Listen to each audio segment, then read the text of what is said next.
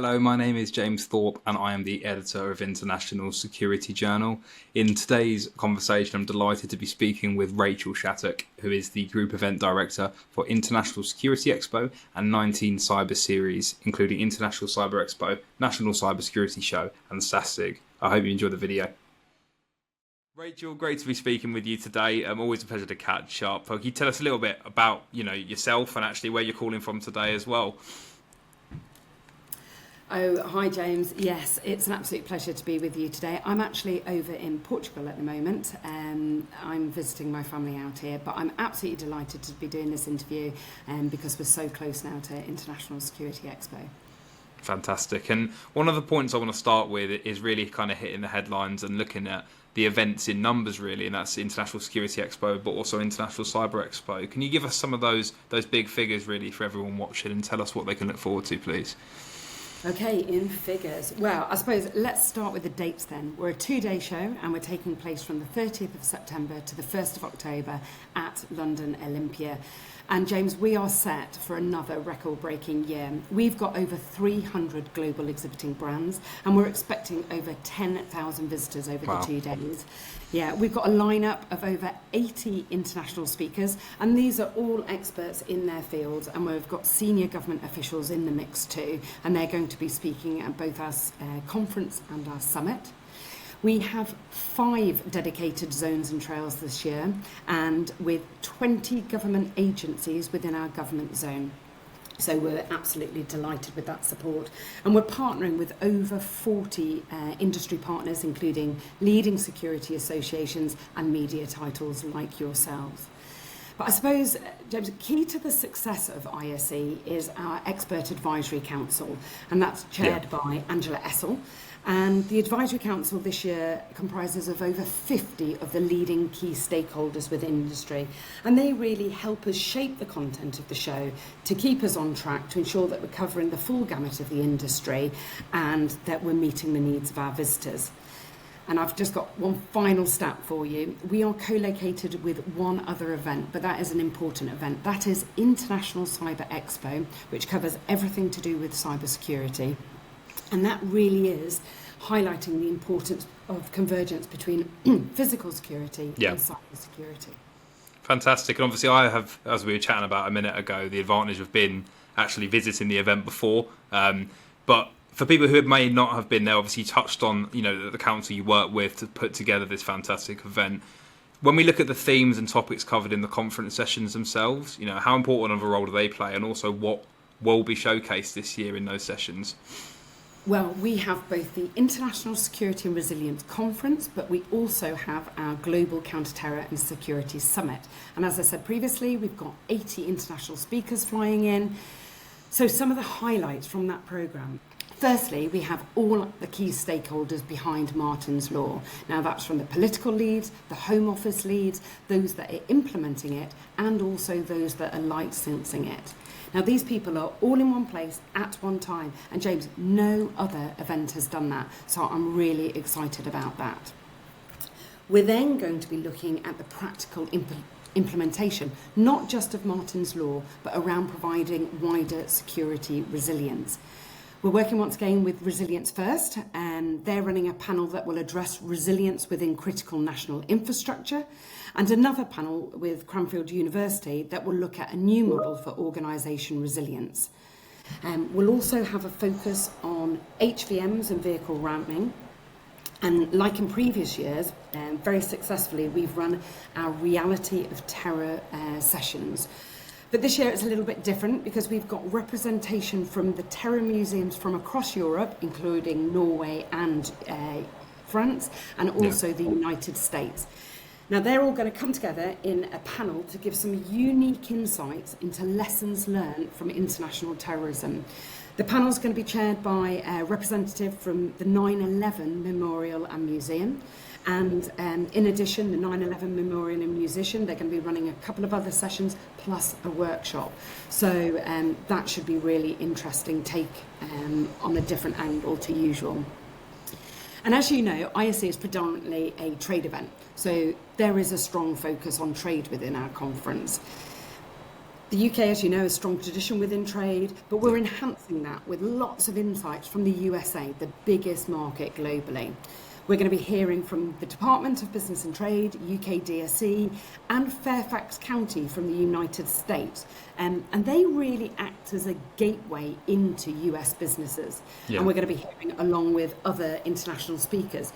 But they're going to kind of be discussing the trade relationships that exist already, but also they're going to be giving real proper insights into how to do business in other markets and also how to integrate overseas businesses into the UK. So there we go on that front. Yeah.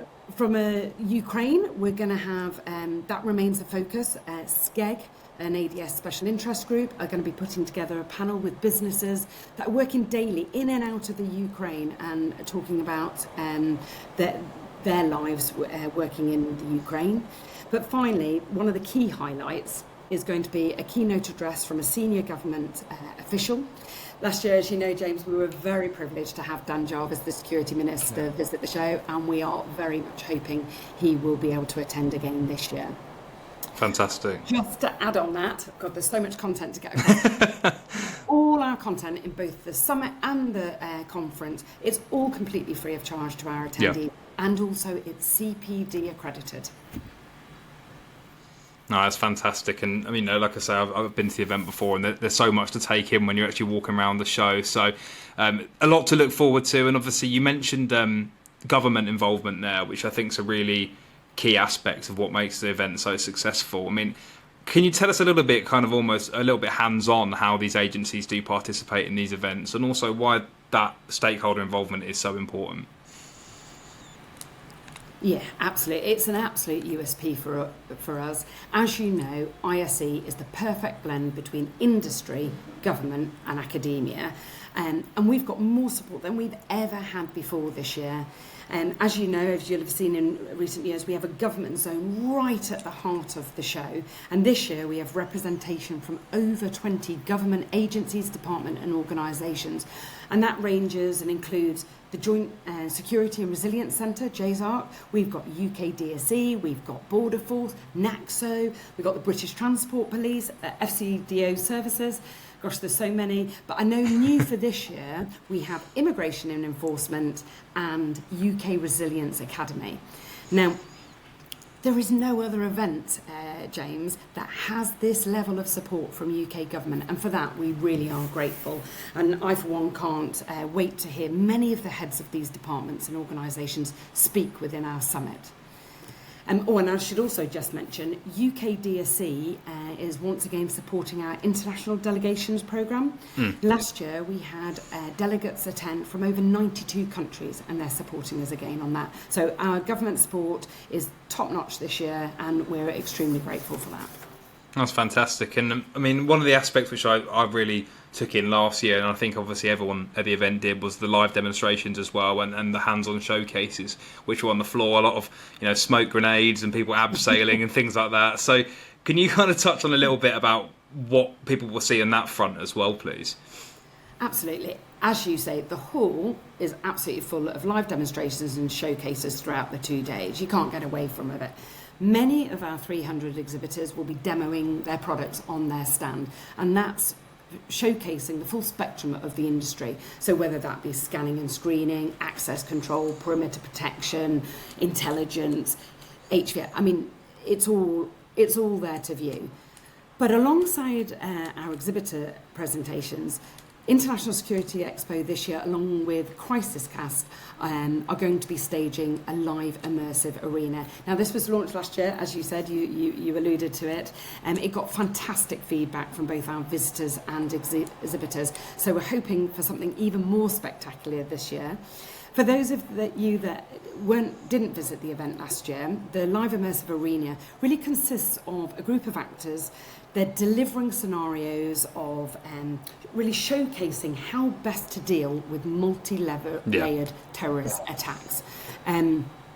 Last year, as you said, we had smoke bombs, we had stuntmen abseiling off the balcony. But James, you are going to have to visit the show this year if you want to see what's in store for this year. And I encourage everybody to register for the show and come along.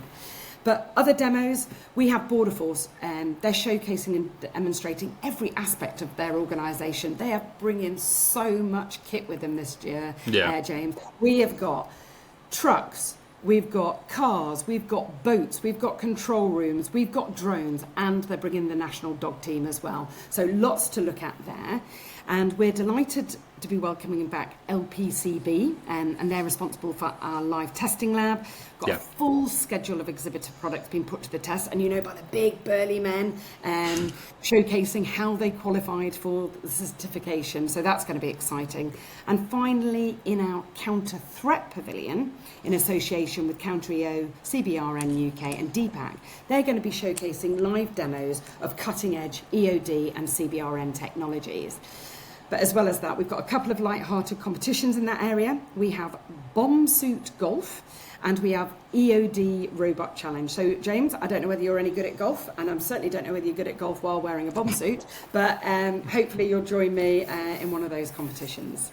I don't think you can make me any worse doing it in that. So. This time, James, you'll have an excuse. Very true.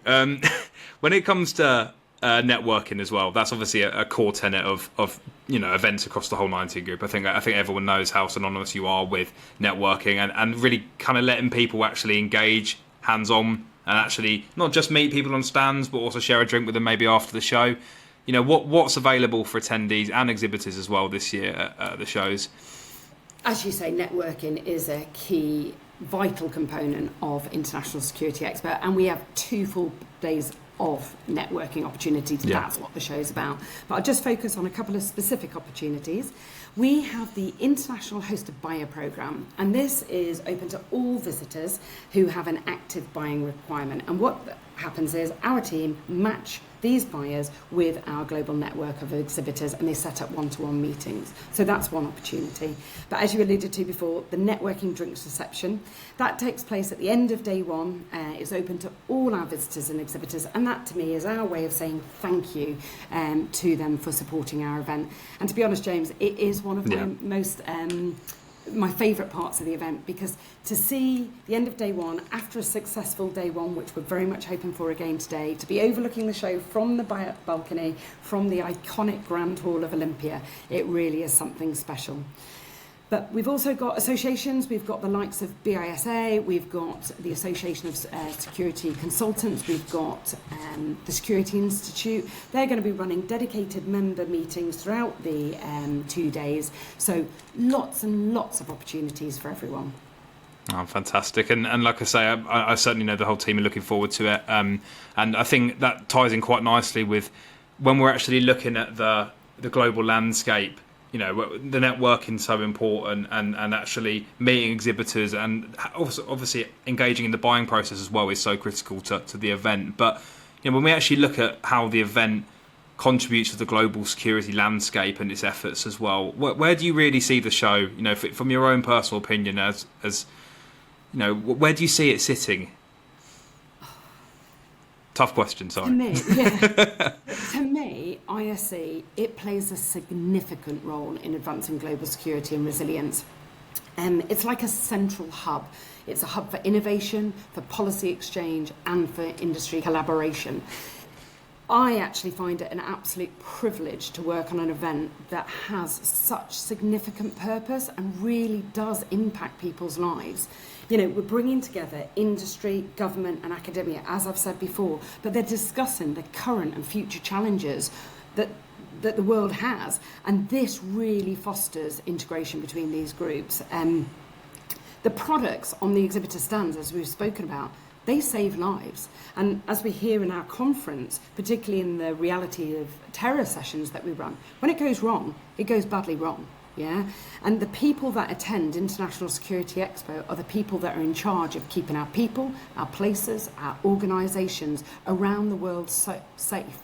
So I'm really proud of International Security Expo and the role it plays in making the world a safer place. That's fantastic. And finally, one point I want to just touch on. You mentioned at the beginning, International Cyber Expo's stake in that as well. Where do you see it as a show reflecting the kind of current landscape we're seeing in the digital space as well? Oh, well, yeah, as you say, we're really excited to be co-locating International Cyber Expo. Real USP for us to have both physical and cybersecurity in one venue represented at one time.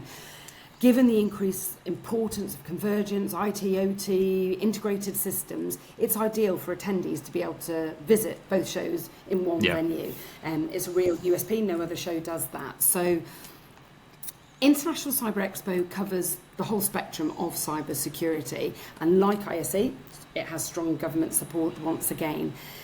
We're looking at having over 100 vendors this year, and last year we attracted 7,500 attendees. But James, it's so much more than an exhibition. It's we have the Global Cyber Summit, and that content, the two-day conference, the two-day summit is curated by SASIG. And topics will cover things like emerging tech, AI, quantum computing, the geopolitical landscape, which is obviously really key at the moment, and supply chain and third-party assurance. So lots of topics being covered there. We also have our diversity and skills stage. The content with this stage covers the major themes affecting the industry. We're talking the skills gap, we're talking getting more women into cybersecurity and neurodiversity as well. So lots being covered on that stage. And we have a final stage, our Tech Hub stage. That's for our vendors. They'll be showcasing and demoing their products, their emerging tech. They'll be looking at case studies. So lots to learn from as well there. But we've got great industry support with pavilions from IASME, Tech UK, ADS and DCIT. And as I alluded to before, superb government support. We really are so lucky. We've got a government zone within International Cyber Expo as well. We've got representation from the Home Office, DCIT, UK DSE. We've got London City Police Cyber Griffin. We've got the Met Police. We've got the NCA. Again, big names there from government. So really, International Cyber Expo, it's the perfect platform for those that are looking for solutions to the threats and challenges going on in cybersecurity at the moment. And you hear about it every day. I mean, recently, the recent well-renowned, I won't name them, but retailer, as we all know, get hacked. But every day there's something in the news. So really, International Cyber Expo is a showcase of innovation for the next era of cybersecurity. No, it's fantastic, and obviously as well, you with the co-location with International Security Expo as well, and with convergence being such a critical conversation right now in the industry, having that familiarity is so brilliant between the two events. So there's a lot to look forward to. I'm certainly excited, and I just want to say a massive thanks, Rach, for joining me today on the call. Not at all. It's been an absolute pleasure as always. And James, I look forward to inviting you and hosting you and the team at the event. Fantastic. Looking forward to it. Thank you, Rachael.